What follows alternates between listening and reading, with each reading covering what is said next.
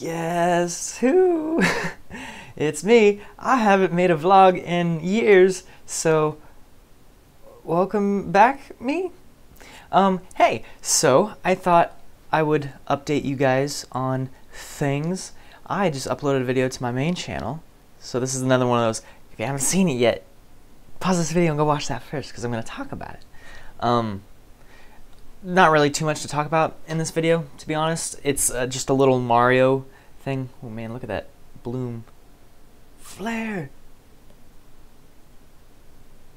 That's cool. Mario. This was a brand deal. This was straight up a Nintendo brand. Ooh, speaking of which, I forgot to put that little bit in the description. I need to go do that now, because it's like by law you have to say whether or not it's like a product placement sort of thing, and this is. They had like 30 of us making videos for this Nintendo thing, and I've just had so much turbulence in my life lately, like the last couple weeks, that I basically ended up being super late with this video. I shouldn't have been this late. That was not cool.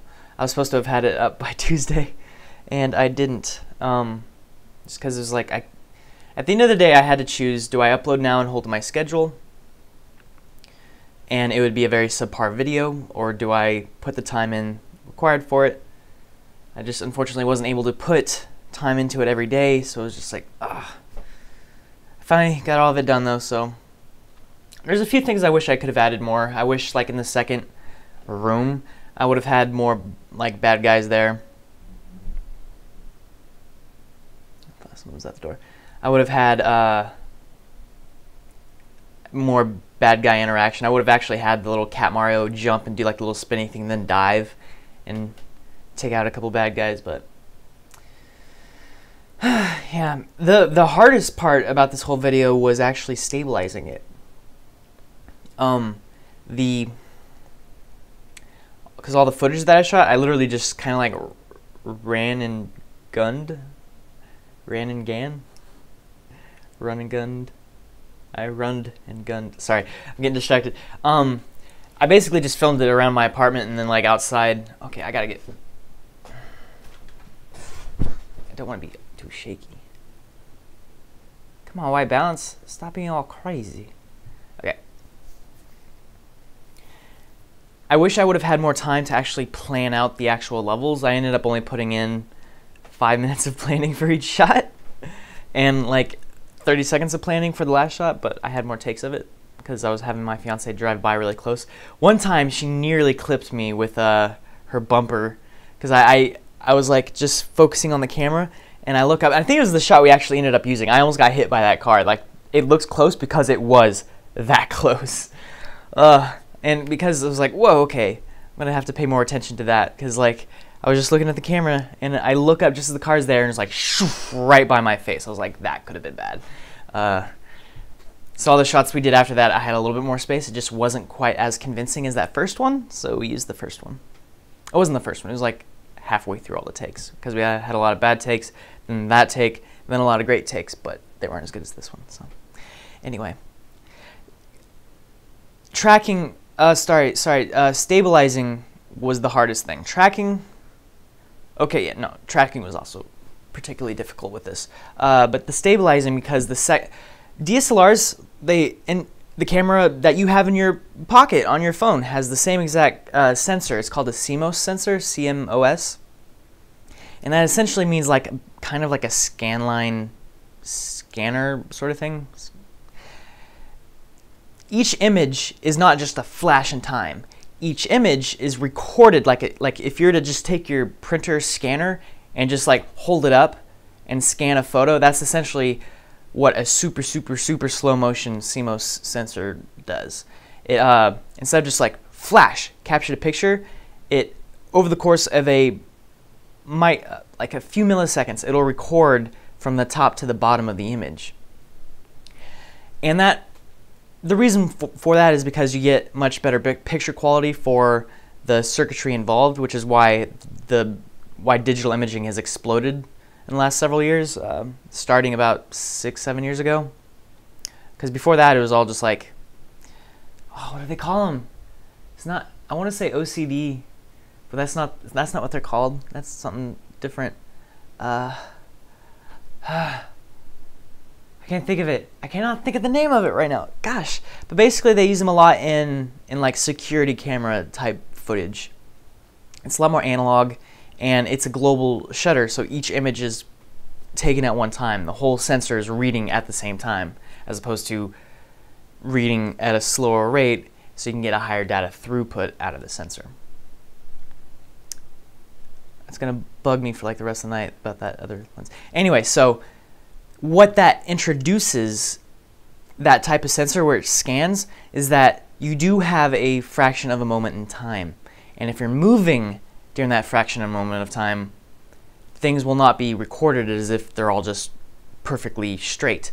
So if you're looking at a door here, we can even do this experiment. So you see the door. It's like perfectly straight, right? Or the door frame, I should say. It's straight. But if I wiggle, you'll see that, sorry if you can't stand the wiggling, it's kind of part of the example though, but it's that jello effect you see in shaky cam. And it's one of the hardest things to account for when you're stabilizing, because in After Effects there's this plugin called Warp Stabilizer, and it's gotten pretty good in the latest iteration of it, but it's still kind of iffy, because what it does is actually tracks, like, I don't know, a few hundred points in your shot, and then it kind of conforms them into a straight, stable pattern. So it's actually deforming your image into like a stabilized thing, which is why it works so well sometimes, because it's like it's all distorted to be perfectly still. But if you got like that wobbly like this, it's not going to be able to account for that, which is why also sometimes when you watch videos they'll seem kind of stable, but around the edges they'll just be whacking out all over the place. You're like, what is going on? It's because it's just not properly morphing it back to perfectly straight, because you're having to account for like these door frames that are wiggling, and sometimes that's not too easy to account for. The way I do it is I use it's a two-step process. I use a plugin called Rolling Shutter Repair Tool, and that comes with After Effects. That's like a built-in plugin / effect, and you have to dial it in to your camera settings. So it's not like just bigger numbers equals more stabilizing. It doesn't work that way. It's like you have to synchronize it with the refresh rate of your camera sensor, and then you can set it up on higher quality. The way I do it is, well, ever since they increased the speed of Warp Stabilizer, it's not been too much of an issue, but I did it for some red footage where I was just like, I panned back and forth really quickly, and I still needed the shot to be stable. It was the one where, it was right at the beginning, right after the dude shoots the spell after Tanner comes flying in, and he turns around, goes right by the tree, and there's the other dude who comes flying in with smoke, and then he turns around again. This guy's got a wand to his chest. That shot was really hard because I have to add the Rolling Shutter Repair Tool, and that attempts to analyze your footage and just straighten it. That's all it does. And then from there, I add Warp Stabilizer on top of that, and you either, I mean, this is super computer intensive. So what I did for that is I literally had to just render out like a 4K version of that shot. I think it was actually like 5K that I rendered out, but anyway, so that then I could stabilize that footage, because it's going to take a while to analyze and then to subsequently stabilize it. This worked all right though. I just added the repair tool and then tracked it, and then I just rendered out that whole footage, so I had one, you know, high quality render pass for that was also stable. And from there I exported a sequence of still images for each of those shots and took that into Buju, because not a single one of these shots After Effects could track. Every single one, it failed halfway through it. After Effects, like, this was way too complicated for After Effects to handle, which is kind of unfortunate, but in the end worked out alright, because I just used Buju, and Buju is like way more powerful than the tracking software in After Effects as far as like 3D tracking. That being said, Buju was struggling. Buju couldn't do the second one. It would spit out like 5 different solves, so it's like I have one camera for like the first 10 seconds, then another camera for 5 seconds, and then another camera for like the next 10 seconds, and then another camera for the rest of it.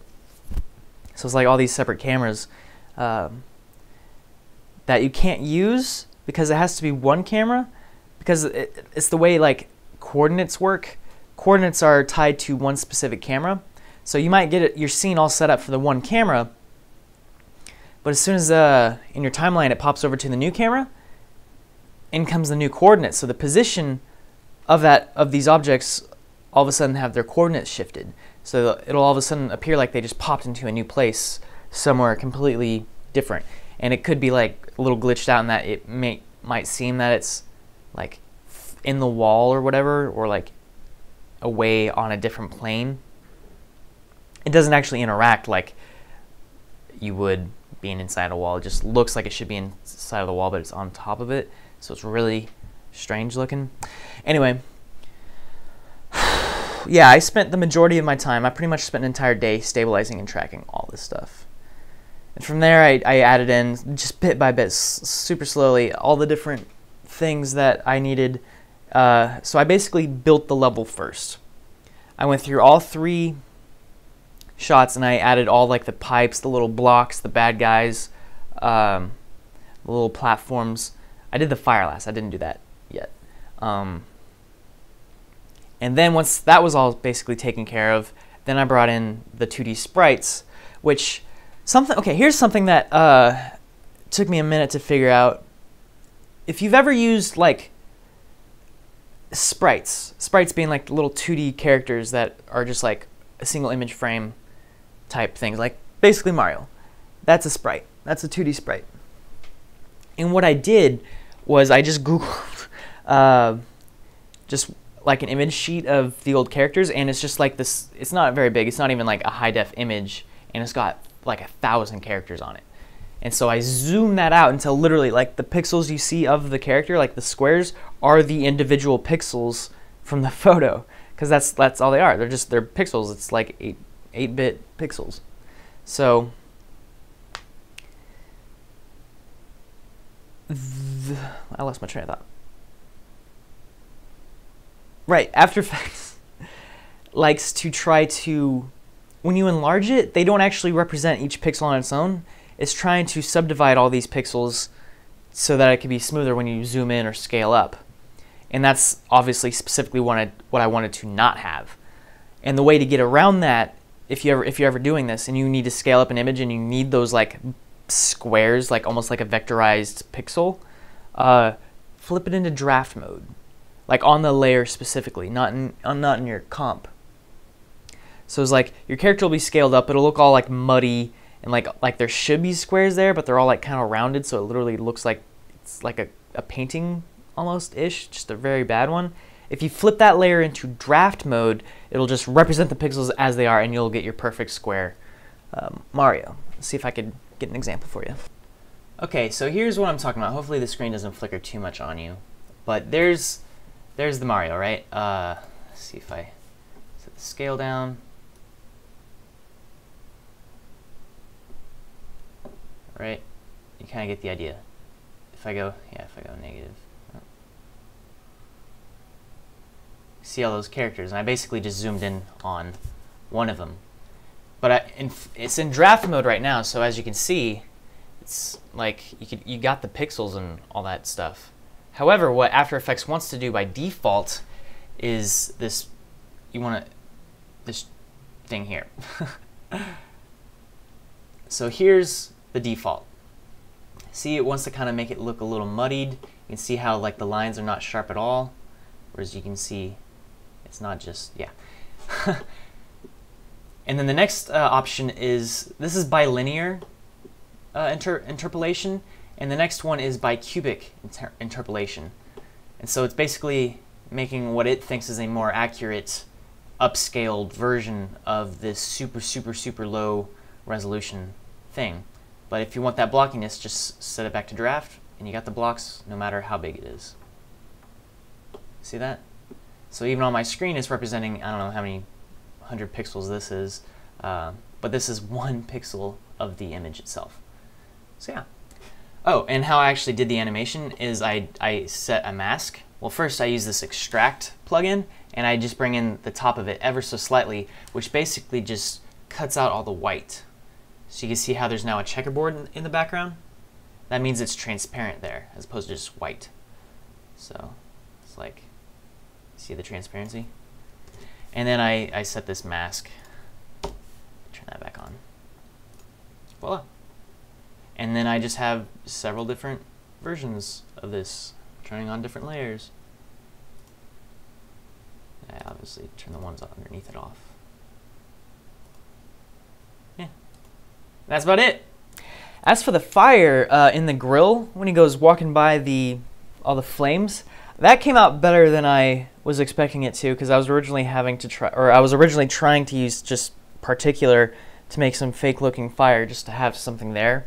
But because I was like, I could track in like 2D sprites of fire, but I don't know about that. I ended up doing exactly that though, because I already had some flame elements simulated and rendered from working on Omen. Basically, anytime a spell would go by, it was like these flaming balls with a tail, like a comet, mini comet tail thing. So I had a couple of those, and with varying different types of tails. So I merged 2 of them together and 3D tracked that onto the grill. But here's the thing, they are 2D elements, but the camera looks at them from one side and then looks at them from the other side. So you should see the perspective shift if it's flat. And what I did is on each of those fire layers, basically I set one at an orientation like this, and I set the other one at an orientation like this, right on top of each other. So it looks like, see if I can do this, like if you were to just like put your hands like this, and this is the flame on each of your hands, if that makes sense. But what that allows is that you can look at it from one end, or from one angle, and it looks like it's, you know, a proper 3D object. But when you look it around and see that it should be flat, you continue seeing more sides of it, so it looks almost round. It's a trick I picked up from video games. Video games do that a lot for plants in the grass. They'll have like these cross-hatched, I don't know if cross-hatch is the right word for it, but basically 2D sprites, 2D layers acting as textures at different angles to make it look like no matter which way you're looking at it, you're still going to be looking at some grass, as opposed to just like flat images. Planes, so to speak. So I was pretty happy with how that turned out. The tracking overall was super shaky. That was about the best I can do, honestly. It wasn't even a matter of if I had more time I could have done better. That was just straight up really, really hard tracks to get. I mean, if I did have more time, I could have done individual track this point throughout the entire scene and specifically say where in 3D space it is. And if you do that for like 7 or 8 of them, you tend to get at least something that is impossible to trackable. But this wasn't impossible, it was just really low quality of a track. Like you'll see there's definitely several spots where like the track drifts, especially in the last one, the coins start drifting up because the entire plane isn't flat, it's actually rounded. The computer thought I was filming on like some sort of like a hill, so it bent the entire floor plane into this like just rounded thing. So it was like, imagine in the 3D program, Mario comes through the pipe and jumps out and see these coins. Actually, it's like right here. So he starts running around, and he's like, okay, runs into the coins, but then he keeps the actual street would keep going this way, but the coins kind of go out. So I had to actually kind of like counter that by animating it to like go down a little bit, but there's still a little bit of drift if you go back and look at it. But that's just one example. There's several other examples where like the track like shifts for a moment and like all the elements just like move an inch for just one frame and then come back, and it's like, why is it doing that? I can't fix it. Anyway, I missed you. I've been doing things. Just, yeah, no, like I said, my life has been in a lot of turbulence lately. Just a combination of being like, okay, now Omen's done, now what do I do with my life? And honestly, still being super busy with different things like this and moving and everything else. Anyway, that's all.